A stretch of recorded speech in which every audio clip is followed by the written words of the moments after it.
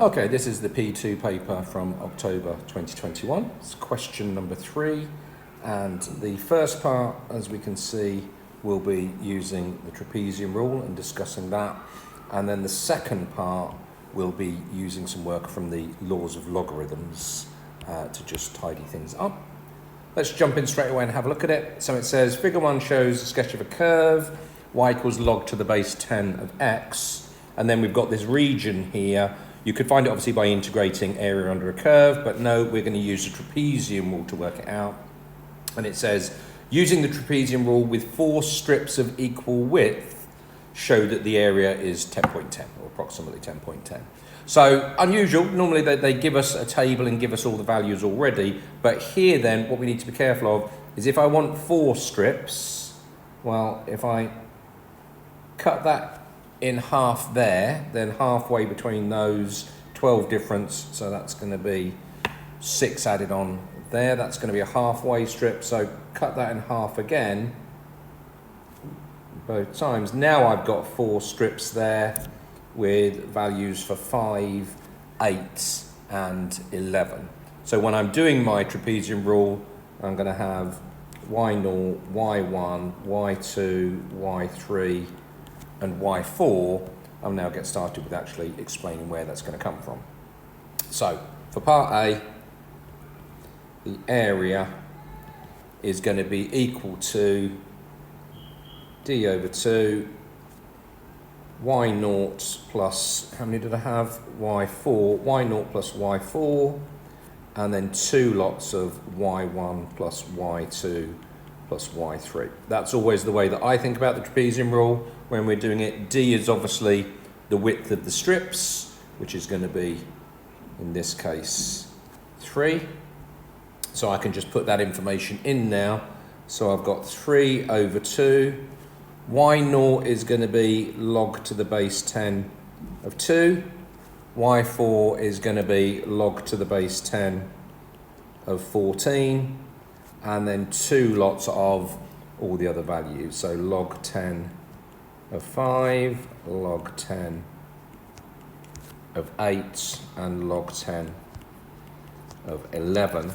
Now, if this was more like the usual ones where we had the table and we had 2.45 and 2.32 or whatever, I'd work out all the decimal values, but simply because I need to plug all those numbers into a calculator, it just takes too long in terms of writing out the steps here. If you work out all those values and multiply it by 3 over 2, it does indeed come to 3 over 10. And that's what they've got in the answer in the mark scheme, so I'm quite happy to leave it like that. Some of you may well have actually worked out the decimal equivalents for those values, done it to 3, 4 decimal places, something like that, but I'm going to leave it like that for part A. Part B is just an understanding of the trapezium rule. Explain how the trapezium rule could be used to obtain a more accurate estimate for the area. Doesn't ask you to explain it, so it's just a 1 marker, but I'm just going to quickly explain where this comes from.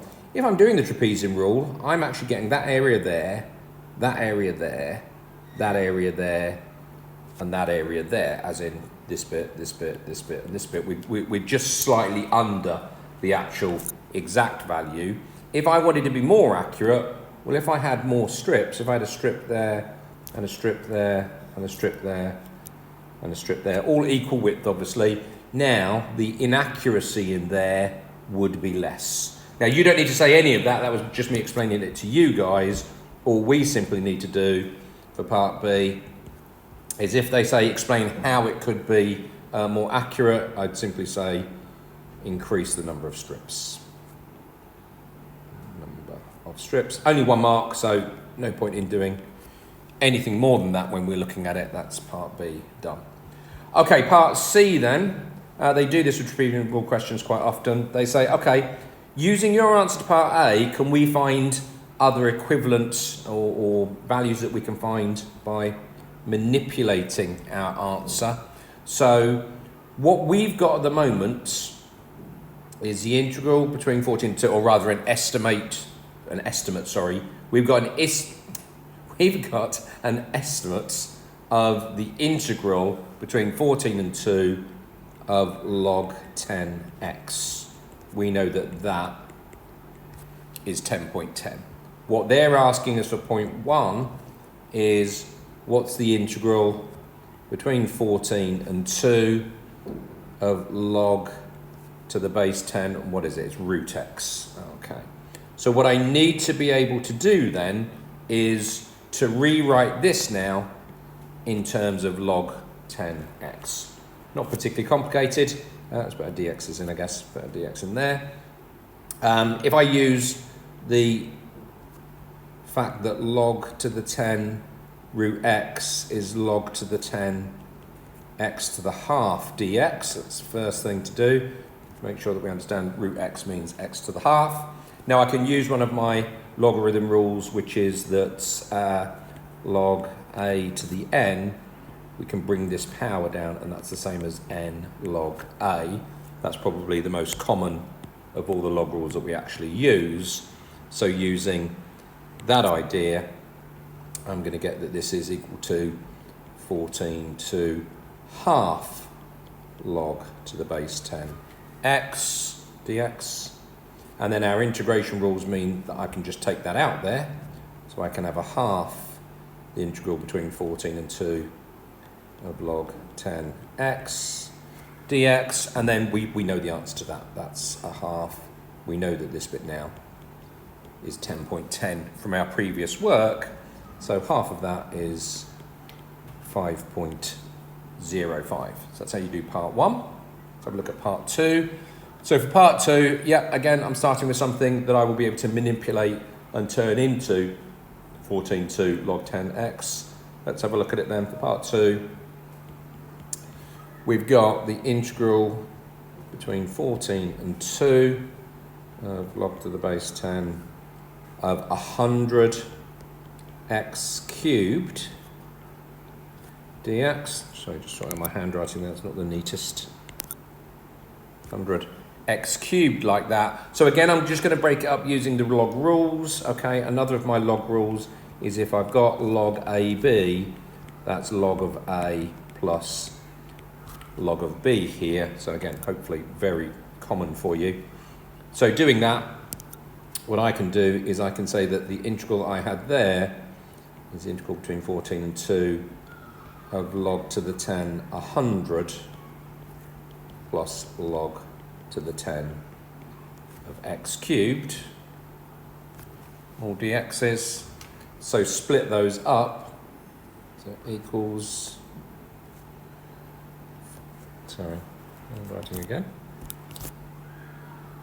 14 and 2 log to the 10 100 dx plus integral between 14 and 2. I'm going to bring the power down again. I'm not going to spend too much time thinking about that. 3 log to the 10 x dx. And then this left-hand one, hopefully you've seen that before, log 10 100. We can simply, you can put it into the calculator if you wanted to, but this is the power that 10 has to be raised to make 100. So that actually just works out to be equal to 2 dx. Okay, what we're saying is that all of that part there is 2. Plus, I can now take 3 out of my 14 to log to the 10x dx. So I now get the integral between 2, well that's just going to be 2x. So I actually have to evaluate that between 14 and 2. But the other part is what I was hoping to try and rearrange the log to be, because I've got it in terms of log to the 10x's. Put the 14 and 2 in, so you're going to get 28, take away 4, plus 3 lots of 10 times, 3 times 10.10. The final answer, I'm struggling to get to, is 54.3. Okay, yeah, that second part is relatively standard, so make sure that you understand that, the steps that you need to do to try and tidy one of these trapezium ones up. Hopefully that all makes sense.